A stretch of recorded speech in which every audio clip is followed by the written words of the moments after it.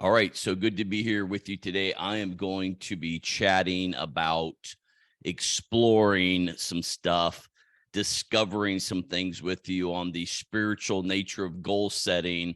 I would like to have two things or three things or four or five, but I'm really going to chat just through some notes I've had over the years on this. I think, yes, I think I'm going to talk just about goals, and I want to start out with this idea that, oh, I don't have goals, or I don't like New Year's resolutions, or they don't work.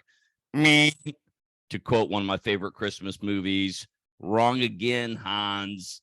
So if you don't know, you need to go check out that Christmas movie, which I'm not going to tell you the title of. You can put it in your show notes if you know what that is. I don't even know what show notes are really, but so it's wrong. Setting goals, having vision, writing down what you want does work. It might not work the way you've done it before. It might not work the way you've been taught to do it. But I'm going to tell you, year after year, quarter after quarter, month after month, and for me now, decade after decade, writing goals is an efficient exercise to give you clarity on who you want to be, what you want to have, where you want to go, and what you want to do with your life. Everybody is setting goals. Today, they've set goals. They have a goal to barely get through the day. They have a goal to barely make enough money to pay their bills. They have a goal to not be bothered socially or emotionally by somebody. They have a goal to look good for someone or in front of someone. They have a goal to something. Almost everything you say, when you say, I want, you're saying, I have a goal. The difference is you can keep saying, I want, and you don't pursue it. Nothing changes. When you say, this is a goal, I have a desire, I have a want, I have a goal, then you're writing it down. You're saying, this is how I will get to that picture of myself. So that's the difference between a vision and a goal. We have in scripture, it says, this is the big scripture to use, is to write the vision. Write the vision, write the vision. Without a vision, the people perish. Write the vision. They're two different scriptures, both in the Old Testament. But I think it applies also to write your goals. Now, vision simply for me is I have a picture of what I look like in the future. I have a picture of how I show up in my life as a dad, as a friend, as a husband, as a minister, as a worker in the future. Maybe at the end of this year, maybe at the end of next year, but in the future, I would like to look like this. Vision for finances is I would like my finances to look like this. I would like to be financially free. A goal says, this is what financially free looks like to me. It looks like having X amount of dollars in the bank. It looks like having X amount of dollars for retirement. It looks like having my house and my car paid off. It looks like these things. And then we create habits to move towards these goals and hit these goals. All right. So vision and goals, I'll probably use interchangeably all this month when I'm talking about goals. I always have. I try to change it out, but there's a really great image I use that I will share in the future. It's the iceberg principle, and it starts down here with, I have a dream. That's something I feel I want, and then I begin to visualize that dream, and I can put it in a sentence. That becomes my vision, and then I set some goals, some strategies. I eliminate distraction, and I start moving towards what I really want. And on top of that, the top of the pyramid, the top of the iceberg is habits, which we'll get to that, but not today. This is on goals. Now, goals are super spiritual. I don't think people appreciate how spiritual goals are, because what goals do is they press on us to be honest. They press on us to be dependent upon the Lord, and they press on us to keep telling the truth. Now, finances and weight, I'm going to use that a lot because those are hard goals. I mean, that you can put a number. I want $10,000 more at the end of this year than I had when I started this year. And I want to have X amount of dollars saved. There's a dollar amount. I want to lose 20 pounds this year. is really powerful because it gives us a number. It gives us a law, per se, a black and white thing.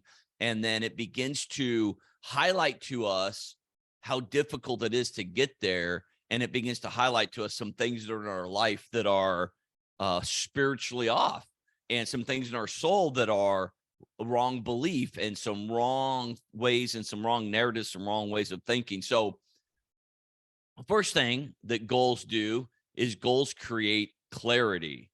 Goals create clarity for your life.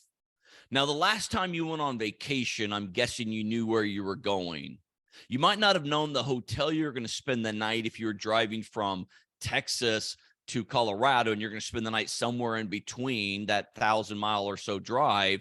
The thing is you might not know the hotel you're going to stay at, but you know you're going to stay at a hotel along these lines somewhere along this road on your way to skiing in Colorado. So when you're traveling, you're going to have a map. The very least, you're going to have a destination. You're going to have people you're going to meet, things you want to do. Now, most of us are clear about how we're going to go on vacation and how we're going to spend our weekend than how we want our life to look. Okay. So we're okay with goals when it comes to task or duty. I've got to do this for work. We hear it all the time. I have to go to work. I have to take this call. I have to have this meeting. And we're very clear on what we want to get from that. We want a paycheck. So when you're saying, what are you doing this week? Well, I'm working 40 or 50 hours for my employer. You know, that's a goal that you're doing. Where are you going on vacation this year? Well, I'm going to go to Cabo San Lucas. You know where you want to go. It's a goal of yours. What are your income taxes percentage going to be this year? What is the sales tax you're going to pay whenever you buy anything? What are you doing this Saturday? Oh, I'm going to a wedding. I'm going to a funeral. I'm going to a volleyball game. We're very specific on things that we feel like we have to do. We're way less specific on things that we desire to do or we're built to do. Now, you can hear a very clear, specific, intentional direction of what you're going to do with your time and finances when it comes to your employer, when it comes to the IRS, when it comes to bills you have to pay. We know in advance these things, that we're going to work till a certain age. We write things down a week, a month, a year in advance for weddings, for birthdays, for summer vacation, and things like that. But when it comes to you in your life, you're probably not having much vision for that. You're probably not bringing a lot of energy, hope, and excitement into what your future looks like. Isn't that interesting? You've got this task. We get so busy. It's our nose to the grindstone, right down there, always working, always fulfilling obligations, but not setting goals for truly living the life that we want to live. Don't you think it's time to create some emotional clarity of how you want to show up emotionally? Don't you think it's time to set some intellectual clarity as to what you can become an expert in? Instead of having Facebook and Instagram and TikTok and social media draw your brain out and your intellect out into 1,000 different tangled webs that go nowhere, that lead nowhere, that make you feel a little bit intellectually okay, but aren't actually deepening or strengthening anything about your intellect? What about some spiritual clarity? Spiritual clarity might look like this. I will clarify through a spiritual gift test and through some friends what my spiritual gift is. I will learn how to operate in it by reading 3 books or by hiring a coach, and I will take steps towards functioning in my spiritual gift in order to glorify God and to bless those around me and to fulfill who I was created to be. Boom. That is vision. That is spiritual vision, and that is spiritual goal setting. And your life would be a whole lot better if you were increasing your level of what you see yourself as and your level of what you think you can accomplish over a year period of time.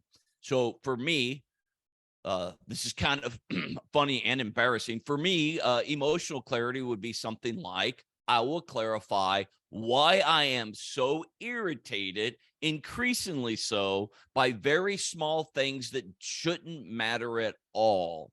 Now, I've talked a lot about this with other people my age. I just turned 60. I've talked with them, and it's like, it's hard to not be a grumpy old man. Like, oh, those kids and their music, or everybody's driving so fast, or I wish somebody would blankety blank, or and it's hard not to be, but I can feel myself be irritated. And so the vision would be as a vision of me not being so irritated, not 100% irritation free, maybe, but 20% less irritable in the new year. Okay. And clarity would be asking God and others, why am I getting so irritated? And then talking to God, having that conversational prayer life. God, what would you like to do within me about this irritation? Since I don't have the ability on my own to not be irritated, God, what do you want to do about that irritation? And what is my part in our partnership together? Okay. I don't have to have all the answers when it comes to clarity. I can partner with the Lord, and that could be part of my goal. Excuse me. When I have a vision statement, and then when I have this goal added to it.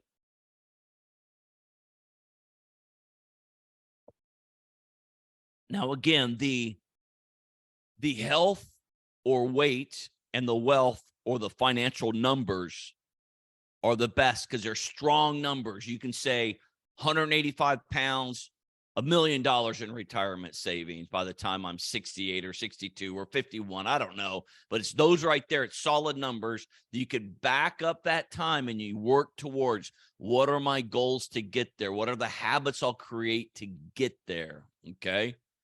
And when it comes to the non-spiritual goals, you're going to find out that as soon as you want to lose weight, it gets soulish and spiritual really fast. There's a warfare that goes on when you want to lose weight. There's a warfare that goes on when you want to get debt free.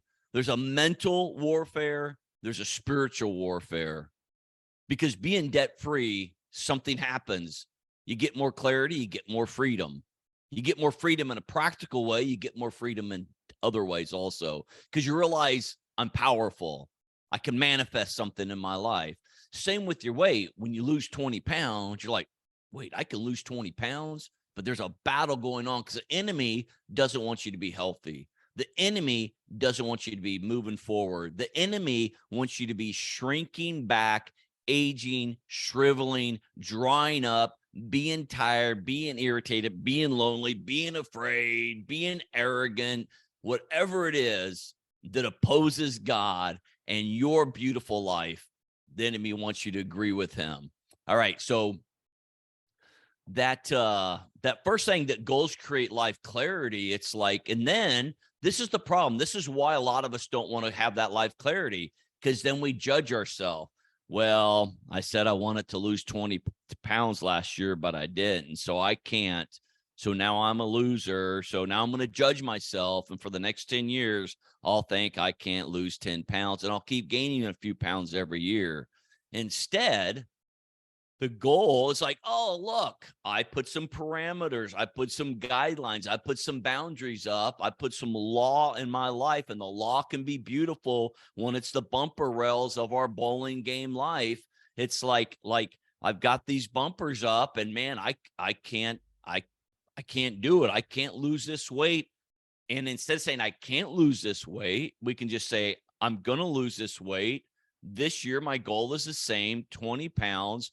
I can't lose the weight the way I just tried last year, but I'm going to try some new things, the same goal, the same weight, and we go forward over and over and over again.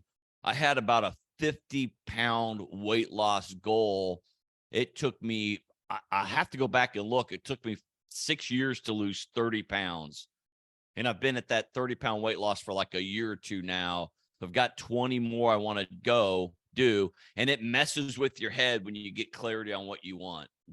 For me, there's a destiny weight for me to be a weight that a 60 something, 60, soon to be 60 something year old man this year.